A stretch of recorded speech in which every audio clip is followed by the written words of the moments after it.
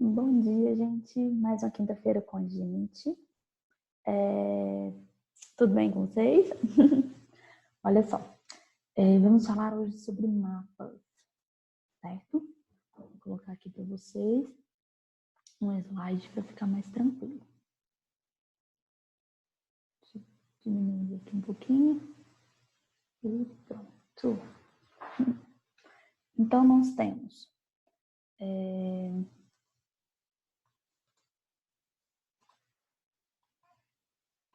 sexto ano, dia 16 de abril, né? E nós vamos falar sobre diferentes maneiras de representar a superfície da Terra. Então, o planeta Terra, ele pode ser representado de formas diferentes. Nós vamos ver algumas formas, ok? Então, os globos terrestres, eles representam a superfície da Terra e ele é muito bom para a gente estudar em sala, principalmente, aquelas questões de onde o sol se nasce, onde o sol se põe, que é no caso aqui nesse globo dá para perceber isso. Se vocês forem reparar, ó, tem o lado onde o sol está aqui do lado leste, e aí vem as luzinhas aqui, até as luzinhas estão acesas, né, no continente, e vai chegando para o lado do sol, a luz apaga, certo? Então, ele representa bem isso, só que, e dá para poder ver também o tanto que o nosso planeta, ele não é de forma igual distribuída, ok? Então, tem uma parte aqui, na hora que você vai virando, ó, passou o Brasil, você tem uma parte enorme ali, que é só o oceano, que é o quê? O Oceano Pacífico, né, gente? E aí, ele é gigantesco, então é como se tivesse todos os continentes de um lado e do outro lado, como realmente só o oceano, certo? E aí, nós temos um problema, não dá para poder ver todo o continente de uma só vez. Para você conseguir ver todo o continente, não tem como ser num globo terrestre. O globo terrestre você tem que ficar girando ele para conseguir ver os continentes. Mas ver ele inteiro, todos, não dá, né, gente? Vamos lá. E aí aqui um outro globo para demonstrar melhor isso. Na hora que você vai ver aqui, você consegue ver o Brasil ali, ó. E passou. Aí vem todo o Oceano Pacífico, depois a Austrália, tá, continente asiático, África, Europa, aqui América, certo? Então, vamos lá. Deu para entender que o globo, ele serve para a gente estudar em coisas específicas, porém, para poder ver todo o continente, não, né? Tem limitações, ok? E nós vamos perceber que todos os mapas sempre têm limitações também. Então, olha só. Aqui nós temos o planisfério. Esse planisfério, ele é muito relevante em questão de a gente conseguir ver todos os continentes, certo? Os países, continentes, tudo. Porém, todos eles têm deformações, tá? Então, olha só. Esse país aqui em cima, ó, eu sempre esqueço o nome dele, é a Groenlândia, Dinamarca. Então, a Groenlândia, bem aqui em cima, ela, na verdade, não é desse tamanho todo, tá? Ela é pequenininha. Em comparação com o Brasil, tá parecendo que é maior do que a América do Sul inteira. E, na verdade, não é. Por que isso acontece? Acontece por deformações. Então, o planisfério, esse tipo de mapa, ele vai ter uma visão melhor apenas dessa parte entre os trópicos. Então, o trópico de Câncer, Capricórnio, linha do Equador. Essa parte aqui do meio vai estar, de certa forma, com pouquíssima deformação, ok? Então, aqui, ó, a questão do Brasil, parte da América do Sul, o México, toda essa parte central aqui, tanto o continente africano, Austrália, realmente são desse tamanho. E aí, na hora que você vai indo para os polos, vai ter uma deformação gigantesca, tá? A parte aqui, ó, no sul, o Polo Sul, ele é grande, mas não tanto assim também, né? Então, tem sim sempre deformações. Eu quero que vocês percebam essas deformações, tá? Por mais que dê para a gente ver, a distância entre o Brasil e a África não é isso exatamente. A distância entre os continentes não é assim. Às vezes deforma, mantém o formato, mas o tamanho é deformado. E cada um tem a sua especificidade, ok? Então, nós temos aqui formas de projeções desses mapas. E cada um vai ter uma função diferente. Cada um vai dar para poder observar algo diferente. E vai ser útil para alguma coisa, né? Então, nós temos a projeção cilíndrica, que é o mais utilizado para demonstrar o planeta inteiro. Que é esse tipo de projeção aqui, mas como eu disse, dá deformação principalmente próximo aos polos. Então, toda a região próxima aos polos vai ser deformada, como mostra aqui a Groenlândia, que está gigantesca, na verdade não é desse tamanho, né? Se você observar na plana aqui, ó, olha o tamanhozinho da Groenlândia, em comparação com os Estados Unidos aqui do lado, ó. Tá vendo? A deformação aqui ela é menor, porque ela tem uma projeção plana, onde toca o globo, onde a projeção toca o globo, aqui, ó, tá tocando aqui, onde vai ser mais fiel à realidade, tá? Já aqui na côncava, na cônica, a cônica ela vai mostrar, vai ter a demonstração mais ou menos assim, né? E ela vai ter menos deformação próximo onde está tocando aqui, ó. Certo? Então, toda essa região onde está tocando aqui, ó, vai ser melhor visualizado. Ok? Então, as principais técnicas de projeção, que são as principais técnicas de fazer mapas, né? Você tem a projeção cilíndrica, cônica e azimutal, ou plana. Lembrando, nenhuma delas vai ter tudo bonitinho, tipo, todo continente, todos os países, da forma correta, certinha, como é, ok? Na realidade. Vamos lá. A projeção cilíndrica, que é a que a gente mais usa, essa daí, a projeção da superfície da Terra, ela é distorcida. Então, em regiões polares, elas são normalmente exageradas, né? Nessa parte aqui, ó, gigantesca, e aqui a parte entre os trópicos, ela vai ter melhor, uma projeção boa para a gente, que mora aqui entre os trópicos. Nós temos uma visão melhor do nosso tamanho aqui, mas em resto dos outros países, não. A comparação entre os outros países, não, né? Então, essa projeção, existem vários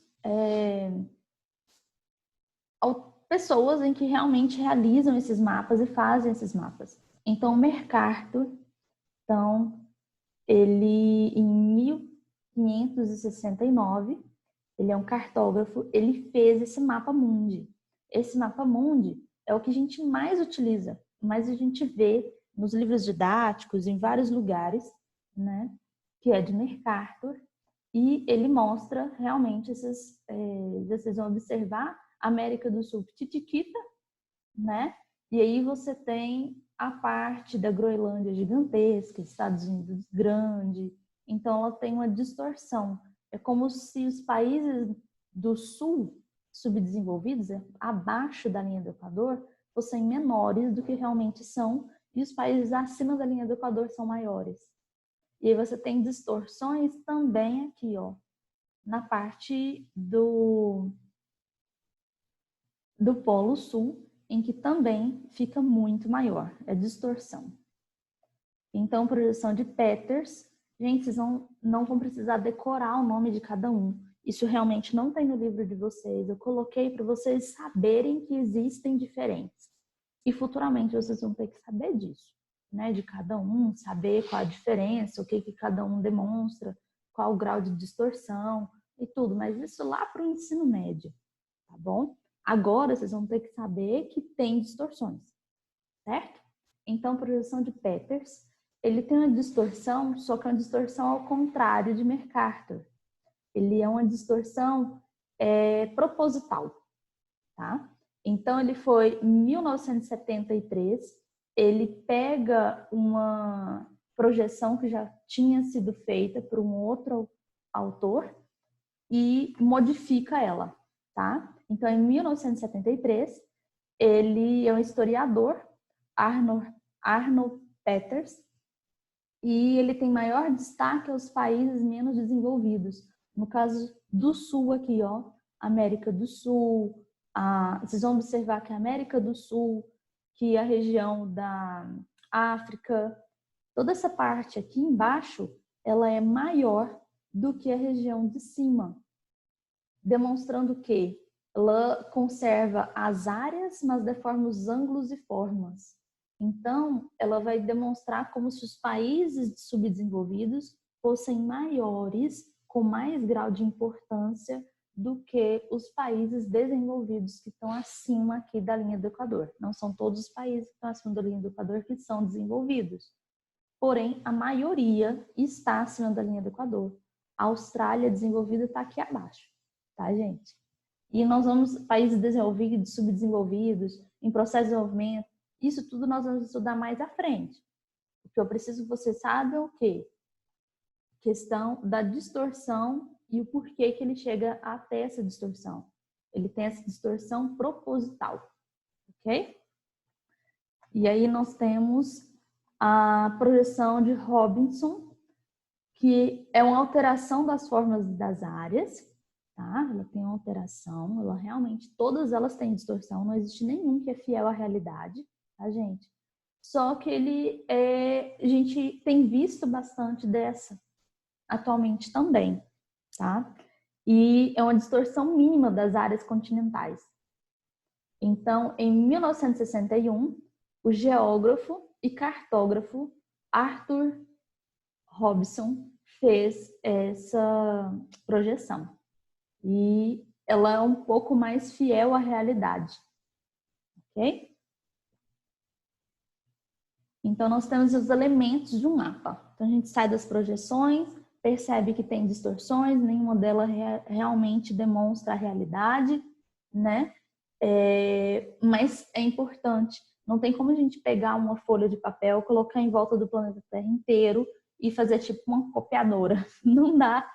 Então, são projeções, são formas diferentes para poder colocar esses mapas ali e a gente ter um estudo daqueles mapas. Logicamente que os mapas não servem simplesmente para a gente aqui estudar e tudo, né, gente? Vocês precisam lembrar o seguinte, os mapas, eles também servem em períodos de guerra, né? Então, se os Estados Unidos vai mandar uma bomba para algum outro lugar no mundo, e aí ele sabe exatamente onde vai cair. Através do quê? De mapas, de projeções, através das coordenadas geográficas, satélites. Tudo isso vai fazer modificações aí para poder conseguir, certo? Ops. Olha só. Então, nós vamos aprender agora sobre os elementos de um mapa. Então, nós temos o título.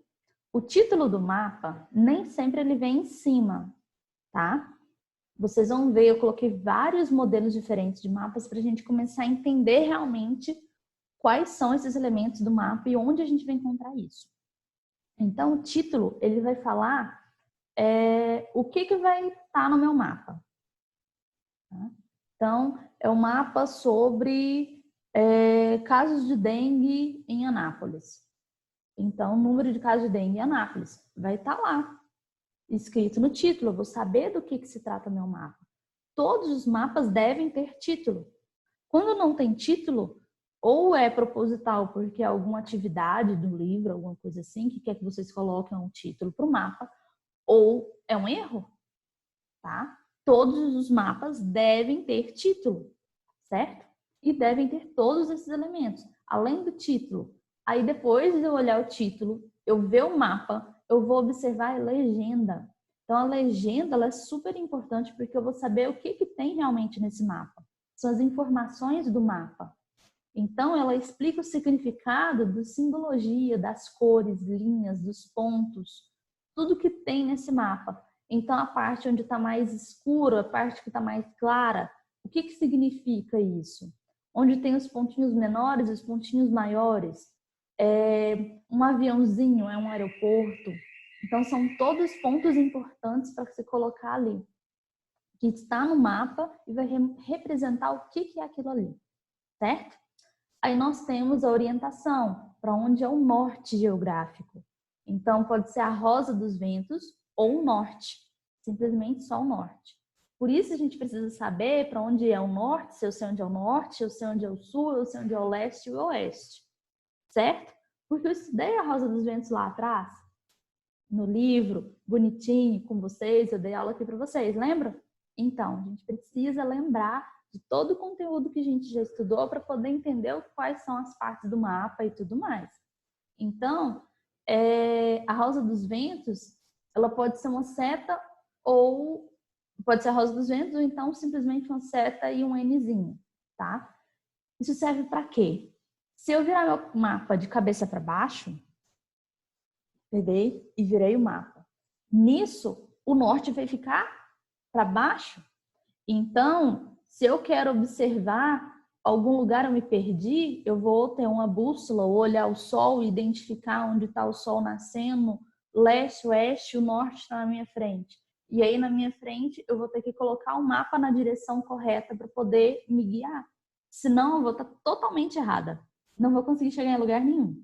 Então, sempre, todo mapa tem que ter Rosa dos Ventos, ou pelo menos o norte. Ok? E aí, nós temos a escala. Escala é super importante também, porque ela representa quantas vezes o real foi diminuído. Então, tem como eu saber, pela escala, entre uma cidade e outra, eu coloco uma régua. Entre uma cidade, coloco Madrid aqui e coloco uma régua até Paris. Vamos supor que tenha 3 centímetros. Nós vamos estudar e aprender a fazer isso, tá, gente? Então, vamos supor que tenham 3 centímetros entre Madrid e Paris. A cada centímetro equivale a 150 metros. Vamos supor que fosse 300, mas aqui ele tem 2 centímetros, né? Nessa escala gráfica. Então, 150 metros. 150 metros daria 150 metros. Então, 150 mais 150 mais 150. Dá 15. Então, dá 450 metros. 450 quilômetros, na verdade. Tá? Não metros, quilômetros, porque a escala é em quilômetros. Então, seriam 450 quilômetros entre Madrid e Paris. Vocês vão aprender a fazer isso, tá, gente? Preocupa não.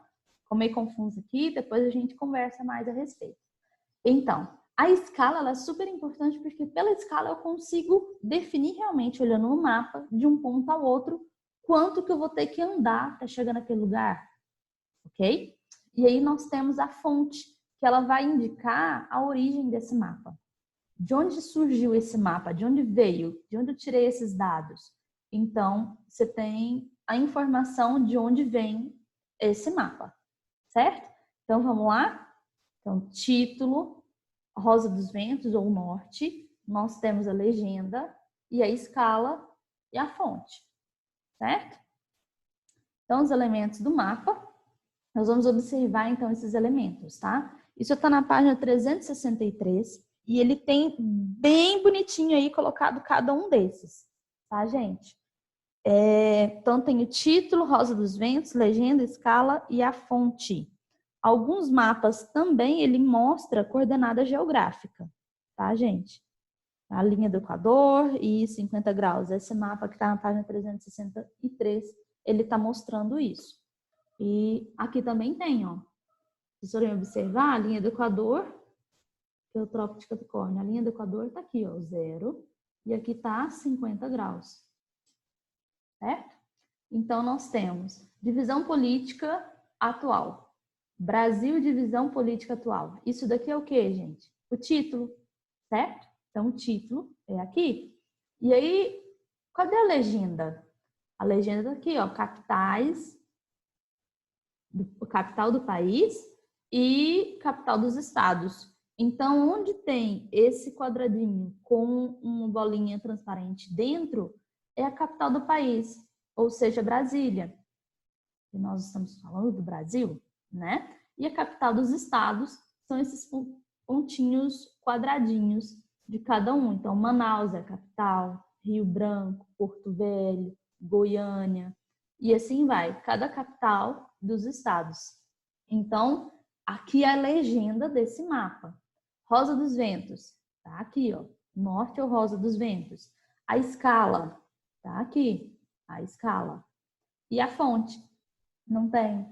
Então, esse mapa, ele tá faltando a fonte, ele tá incompleto, tá?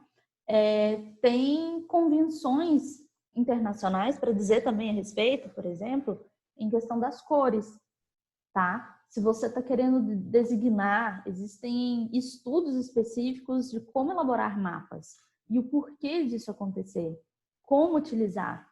Se eu quero grau de cores, aqui não, aqui eu estou querendo colocar simplesmente estados diferentes.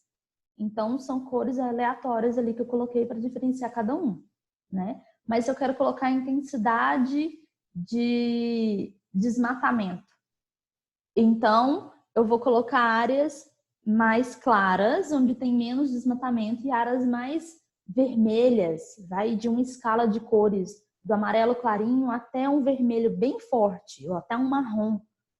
Então, eu vou demonstrar o que tem menos desmatamento e o que vai ter mais desmatamento. Mais desmatamento vai ser mais escuro, certo? Porque a água também, ela é azul. Sempre a água vai ser azul. Então, no mapa, não pintem o mapa inteiro de azul, que você está alagando tudo, certo? E isso é uma convenção internacional. Então, existem, sim, claro, mapas em que demonstram a quantidade de chuva que cai naquele lugar, quantidade hídrica. E aí ele é todo pintado de azul e tem escalas diferentes de azul. Ok. Agora, um mapa que você vai pintar o Brasil inteiro e você vai lá em Goiás e pinta Goiás inteira de azul. Você está alagando o estado, certo? Então, elementos do mapa, observar novamente aqui outro elemento, identificar esses elementos. Então, nós temos aqui em cima, Brasil, mudou. Brasil, densidade demográfica de 2000. Densidade demográfica é a quantidade de gente que tem. Quantidade de gente naquele lugar, tá? Então, mais escuro, onde vai ter mais gente. O que é mais para os tons de amarelo, mais para clarinho, menos gente. Então, esses tons mais escuros, vocês vão observar todo o litoral brasileiro, é a região onde tem maior concentração de pessoas, ok? A gente precisa aprender a analisar mapas, isso é muito importante, tá, gente? Isso não só em geografia, vocês vão observar também depois futuramente em matemática, em outras áreas, chegam a precisar observar um mapa, tá? Quem vai prestar vestibular, assim, espero que todo mundo, também se utiliza muito mapa no Enem, provas de vestibular e tudo, tá? Então, aprendam a observar o mapa, não é tão difícil assim. Você primeiro vai olhar o quê? O título, vai saber do que se trata esse mapa. Depois, na legenda aqui, ó, o que está querendo dizer esse mapa pela legenda. Então, por habitantes por quilômetro quadrado, você tem menos de 1 habitante por quilômetro quadrado. Então, nós estamos lá na Amazônia, toda essa região norte do nosso país. 5 a 10 habitantes. Aqui, ó, até Goiás tem região, maior parte de Goiás tem de 5 a 10 habitantes por quilômetro quadrado. É pouquíssima gente. Aí você tem a concentração maior entre Goiânia, Anápolis e Distrito Federal. Esse é o eixo aqui, ó, nosso, que é onde tem a maior concentração de pessoas. Só que você vai ver bem escuro, vai ter Distrito Federal. Né? E aí, Goiânia está mais escuro um pouquinho e tal, mas essa região aqui é onde tem maior concentração de gente. Então, dá para poder identificar e entender realmente o mapa, certo? E aí, a legenda, aqui a legenda, nós temos o norte, cadê o norte? Eu coloquei o norte, nesse mapa não tinha, mas eu coloquei para vocês. Então, aqui está o norte, ou Rosa dos Ventos, para poder a gente identificar e saber para onde realmente está a localização. E nós temos aqui a escala. também está faltando a fonte, certo? Então, outros elementos aqui, nós temos a altimetria do Brasil. É outro título, né, de um mapa. Esse é outro mapa, então o título do mapa é a altimetria do Brasil. Tem o norte geográfico, tem a escala, tem a legenda. Então aqui ele está mostrando as partes mais claras, é onde está mais acima, tá? E as partes mais para o tom de verde é onde está mais abaixo, ok? Então vocês vão observar a questão de altimetria aqui, ó. Tons de verde são partes mais baixas e os tons mais claros aqui são as partes mais altas, ok? E aí, bacias hidrográficas, nós temos tipos diferentes de mapas, tá? Então, nós temos, por exemplo, mapas em que eles vão realmente demonstrar quantidade de água que tem, as principais bacias hidrográficas que nós temos no Brasil. Então, as bacias hidrográficas nós temos aqui da Amazônia, pedacinho aqui, Nordeste, tem Tocantins, São Francisco, tem a Uruguai, do Paraguai. Então, tem várias bacias hidrográficas no Brasil que são muito importantes, então elas demonstram através de um mapa. E você vai saber pelo quê? O título, a legenda, escala, tudo arrumadinho aí, né? Então, são tipos diferentes de mapas. Nós temos o mapa mapa físico, esse é o tipo de mapa físico. Mapa físico nós temos hidrografia, temos o relevo, mapa de relevo, que vai demonstrar as depressões, as planícies, os planaltos. Temos os climas, né? No caso, esse daqui é formações vegetais. A formação vegetal, o bioma da Amazônia, da Caatinga, Cerrado, Mata Atlântica, Pampa, Pantanal, são biomas brasileiros, tá? Hidrografia, relevo, biomas, no caso, formações vegetais, e o climas do Brasil, os climas. Então, esses mapas, eles têm tipos diferentes. Esses tipos de mapas diferentes, eles têm especificidades diferentes. Vão ter visões diferentes daquele mesmo território.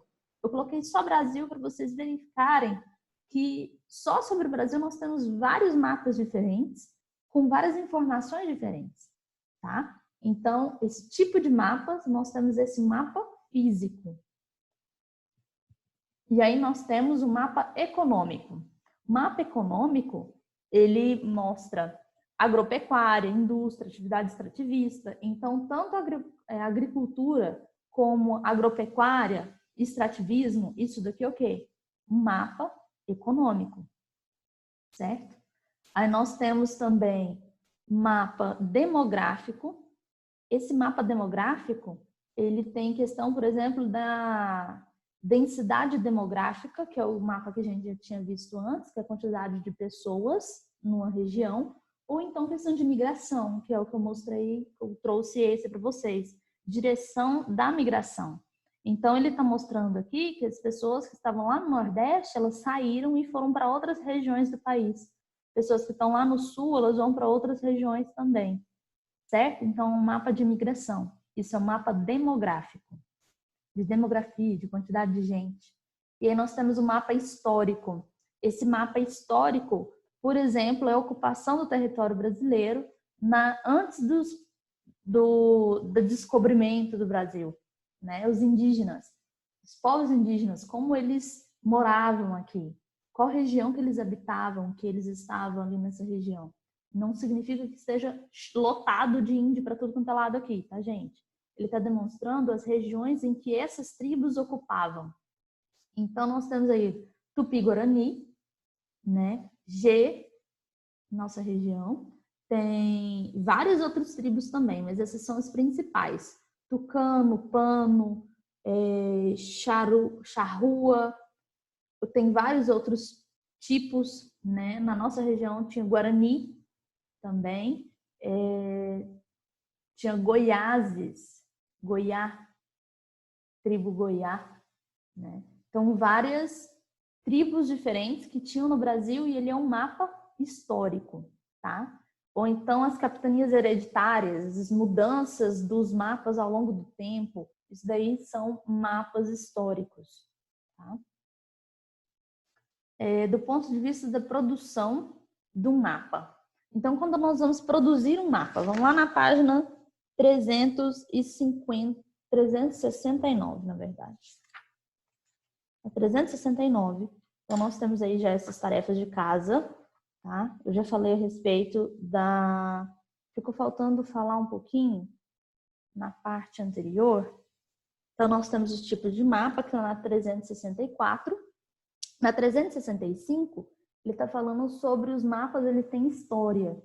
Cada mapa, ele demonstra a história do que estava acontecendo naquela região, naquele local ali, como que essas pessoas viviam e elas observavam em volta e elas tinham de referência o que elas viam. Então, tem mapas antigos e ele está demonstrando aí na página 365 do livro de vocês a fotografia de um mapa da Mesopotâmia. É um dos mapas mais antigos que nós temos e ele é localizado no Iraque e trata-se de uma representação cartográfica mais antiga que se tem registro. Ela é produzida em uma pequena placa de argila cozida, tá?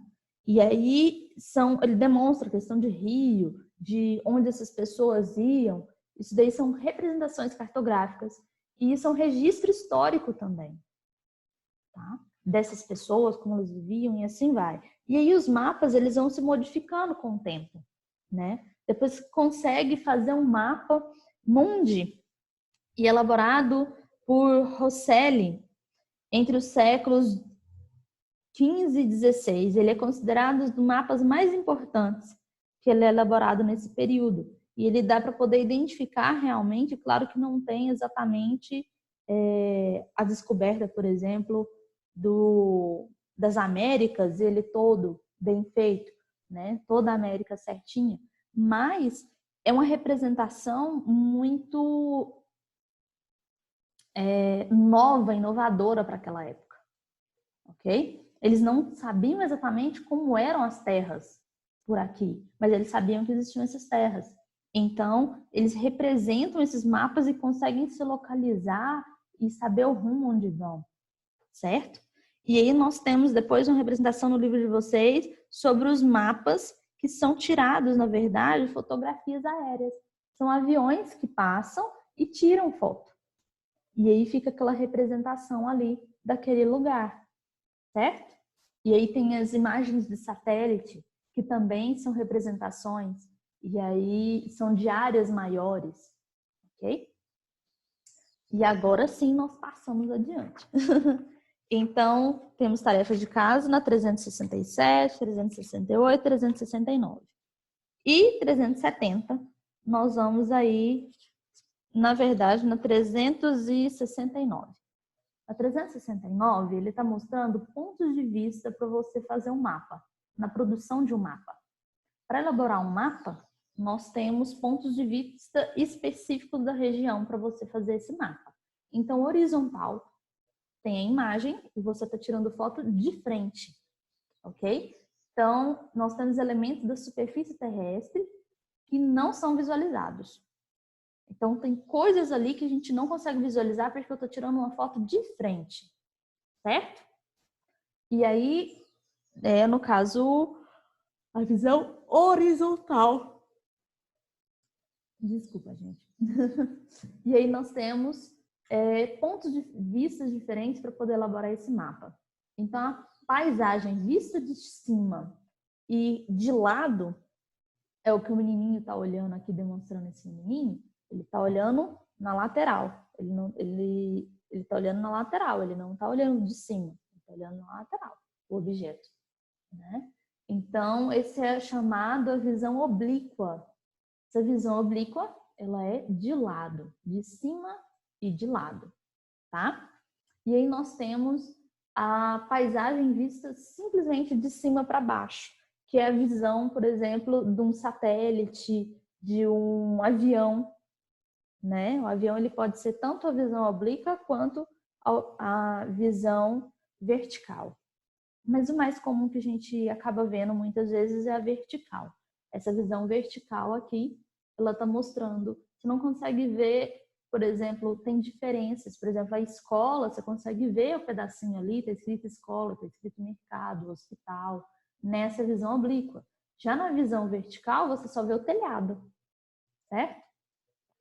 Então, posição do observador em relação ao objeto observado. Certo?